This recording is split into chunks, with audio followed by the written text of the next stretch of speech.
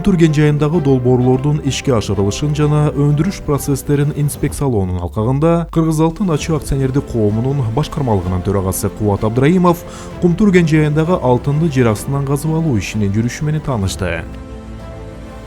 Кыргыз Алтындын башчысы Кубат Абдраимов 2024 жылдын февраль айында ишке ашырыла баштаган долбоордун маанилүүлүгүн баса белгиледи.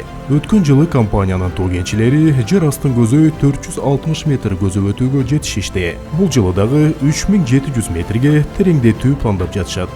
Бүгүнкү күнгө жалпы 1231 метр көзөлдү. Бул татаал, бирок толугу менен аткарылуучу милдет.